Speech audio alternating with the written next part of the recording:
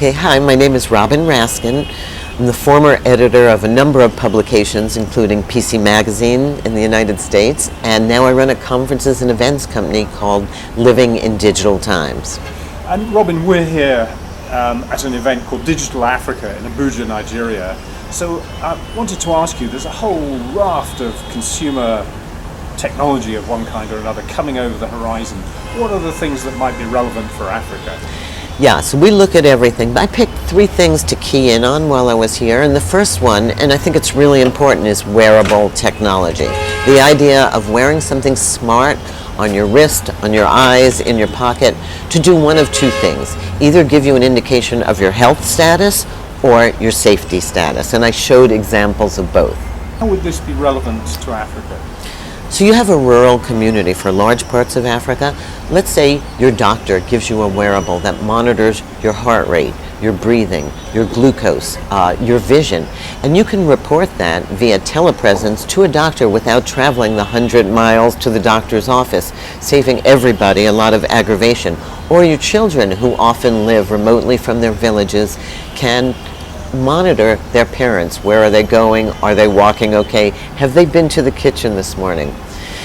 For wearables and fitness, I think Nigeria is becoming increasingly aware of overweight incidents, not being fit enough incidents, heart disease. They say that about 40% of premature deaths can be eliminated just by moderating, by looking at these wearables and seeing how you're doing. So it's an easy solution.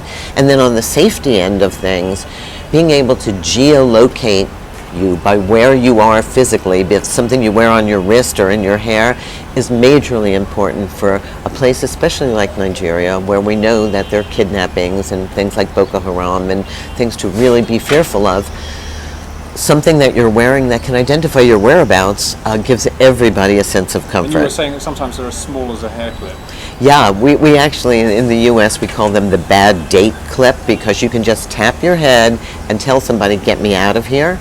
But you can also notify somebody that I've just fallen, or I've just been in a car accident, or I've just been kidnapped. Yeah. So it seems, and they're trivially priced, although they do often require service plans. And the second example relates to education. Give me that one. Yeah, so education, you're seeing some of the same technology. So I showed something that actually you wear around your head and it measures your EEG. Educators are looking at this to detect student engagement. When are they most focused? Is it a time of day? Is it a certain course? Is it a certain material? It's almost like a biofeedback loop, and they're using that. They're also using things like augmented reality to bring a context to students. So if I walk through a chemistry molecule and actually feel it and see it, visual learners do really well rather than a teacher sitting and lecturing them. You've got both augmented and virtual reality. What's the difference between those two? So augmented reality, think of it as you still see the real world, but you're getting added information. Let's say I'm looking at you physically, but my augmented view of you tells me your name, your profile, how much money you make, what you do for a living. So that adds information. So you might be holding up a smartphone to me. And might be holding a smartphone, wearing smart glasses, but basically getting information often from a database. So I'm standing in front of the Eiffel Tower, but I'm getting the history of the Eiffel Tower, I'm getting a map of where it is, all from my smartphone. Whereas virtual reality is much more immersive. You are in a world that somebody has created. Look around 360 degrees, you're in it. That may be a video game, it may be a simulation of a medical operation, it may be a simulation of driving a tractor, or learning military terrain and how to drive a vehicle. And you do this by having a set of goggles, like Oculus Rift is coming out, Epson has their Movario. There are a number of actually virtual reality glasses makers. Right now they look kind of like those underwater diving masks, and they're pretty cumbersome, but they provide an unbelievably realistic experience. And when you mix them with some of the haptic controls that give you body feedback, you are in another world. And what will the Oculus Rift cost when it launches this autumn? So it said that it will launch at around $1,000. It does need PC processing, so you'll need a old-fashioned PC to drive it.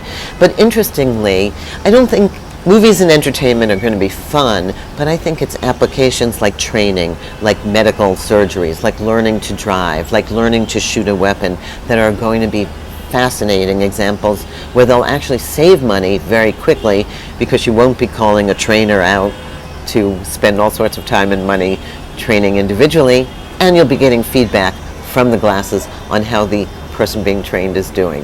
And what's your third example? My third example is the connected home. And the connected home, some of it's crazy frivolous right now. There are toothbrushes that tell you if you haven't brushed one tooth via Bluetooth, things that tell you if you've opened your refrigerator door too much, baby bottles that tell you if your baby's drinking too quickly. Some of that may be less important in the long run, but the things that are really resonating are remote cameras to your home, sense of comfort, sense of knowing that things are safe. If it's, depending on your weather, the pipes aren't bursting, the air conditioning's on, thermostats that actually let you control energy usage, and so things like the Nest thermostat. When you use it in one home, it's important and it's a money saver. When you use it across a city, it's a city power saver, and it becomes a smart city. Lights that can be controlled from your smartphone. So all of these things will make an ecosystem that you will use in your home for comfort, but will also be used by a city to save a city energy and to make it more efficient. And the home part of that, what sort of costs are there on those kinds of technologies? You know, it's surprisingly inexpensive. You can buy a smart camera for your home for under $100, and sometimes the service fee is included to see those videos that you want to get. You can buy a Nest thermometer for about $129. You can buy all sorts of home smart gadgets for under $300. And things like the Nest thermometer would be used here to control the air conditioning rather than Right. heating. Right. We use the smart door locks because we often let people in when we're not home. So instead of giving everybody you know a key, we just open them up and let them in from our smartphone. It's fantastic, and the lock probably costs about $150.